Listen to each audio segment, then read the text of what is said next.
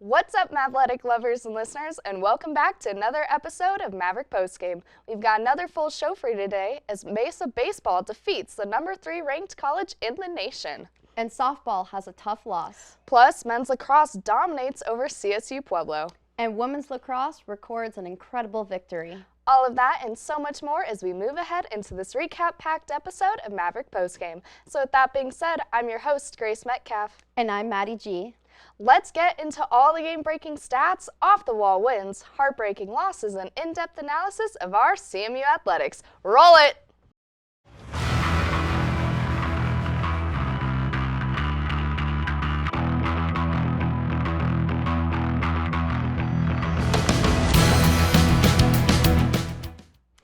Hello everyone, once again I'm Maddie G. And I am Grace Metcalf. Let's hop right in and take a look at all the Mavtastic action that took place this week here at CMU. With the series on the line, the number 9 ranked Colorado Mesa baseball team and number 3 ranked Rollins played their hearts out in a seesaw battle of top 10 teams in Sunday's series finale here in Grand Junction. The Mavericks pulled out a 10-9 win in the finale to claim the series over the visiting Tars. The Mavericks fell behind 7-2 after 5.5 innings of play, but fought back in a big way in the bottom of the 6th inning. Stevenson Reynolds reached on a bases-loaded walk that scored Julian Boyd with nobody out to start the scoring rally.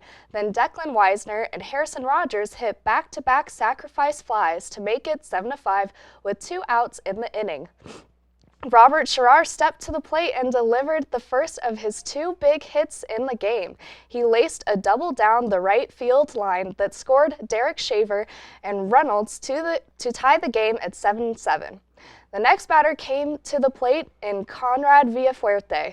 On a 2-2 count, he laced a single up the middle that scored Sherrar and gave the Mavericks their first lead of the game at 9-8 after 6 innings.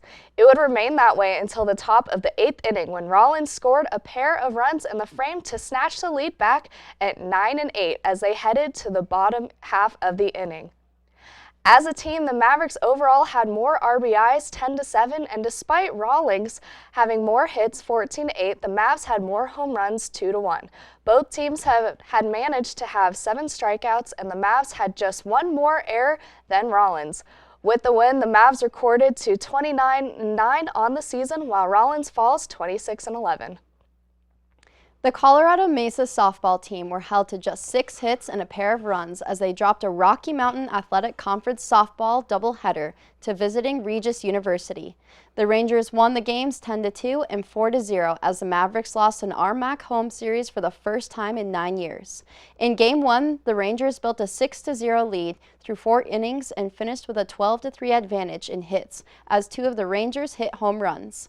The Mavericks did close the gap to 6-2 in the bottom of the 5th when Olivia Litzen hit an RBI single before fellow freshman Michaela Westmoreland doubled and Ileana Mendoza, who had CMU's other hit. However, the Mavs, who lead the RMAC in numerous offensive categories, would get no closer as a pass ball and RBI groundout extended the lead to 8-2 in the top of the 6th. The Rangers then completed the scoring on Williams' 2-run homer in the top of the 7th. Williams drove in 4 runs while adding a 2-run double as part of a 3-run Rangers 4th. As a team, the Mavericks unfortunately were not as successful in statistics this game. The Rangers had more hits, 12-3, RBIs, 8-2, and home runs, 2-1. The Mavs also ended up having more strikeouts, 7-2. The Lady Mavs now stand 24-11 for a 2nd place in the RMAC standings. The Colorado Mesa men's lacrosse AJ Switzer grabbed the goal-scoring lead on Sunday, netting a game-high 5 goals in a 22-5 win over CSU Pueblo. The Mavericks raced out to a 9-1 lead after the opening quarter. Switzer and Hunter Holcomb had dueling hat tricks in the first period, along with 2 goals from Jed Brummett and a tally from Logan Smith.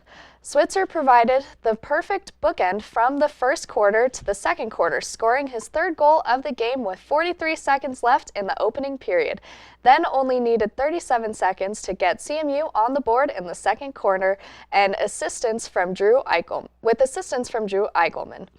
Braden Lowe scored back-to-back goals exactly 5 minutes apart midway through the second as CMU began to cruise for his 5th and 6th goals of the season, being assisted by Sal Ayeria and Philip Peterson.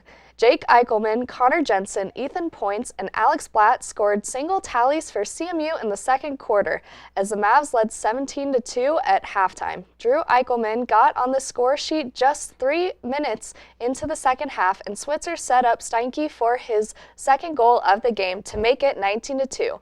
Although Pueblo rallied some with 3 goals in the final 21 minutes, CMU answered right back with goals from Peterson and a first career goal for freshman Ben Ketzer, before Switzer capped things off with a man-up goal from Steinke to make it 22-5.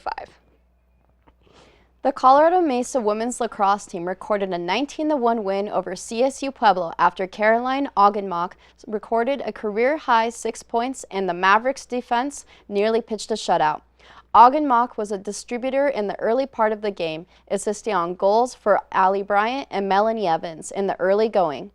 Davis, Evans, and Bryant each recorded 2 goals in CMU's 12-0 first half start, with solo strikes by Reagan Wentz, Taylor Jakeman, Elizabeth Rankin, Augenmock, Devin Morris, and Justine Anderson. It was the first career collegiate goal for Morris, a native of Davis, California, who also recorded the first multi-point game of her career by assisting on Davis's second goal. 10 different Mavericks scored at least 1 assist, with Augenmock and Melanie Evans as the only players with 2.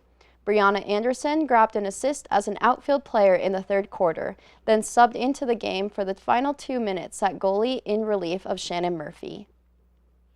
Now that we have recapped some of the games, it's time to announce our Maverick of the Week. Our Maverick of the Week goes to Shannon Murphy. Shannon led Colorado Mesa to a pair of conference wins with 2 signature performances in net and was rewarded with her first RMAC Women's Lacrosse Defensive Player of the Week award for her career. Congratulations, Shannon, for your outstanding performance. You are our Maverick of the Week. We are now at the end of our show, and it is time for our closing statements.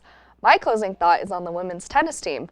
They will open their 3rd consecutive Pacific West Conference Championship Tournament appearance, and they have claimed the number 8 seed and will take on their rivals MSU Denver in the first round.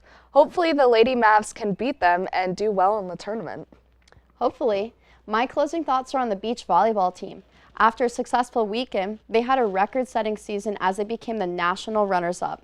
The Mavericks finished the season with a 19-8 record, surpassing last year's title-winning team for the most wins in school history.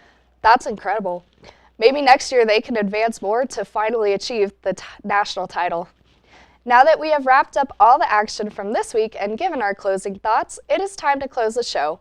Thank you everyone so much for joining us this week on Maverick Postgame. I've been your host, Grace Metcalf. And I've been Maddie G. Be sure to go check out our channel 62.2 for more games and updates. We'll catch you next week on an all-new recap-packed episode of Maverick Postgame. Stay safe, Mavs. Study hard. Go to a game or 2. And of course, have yourselves a amazing day.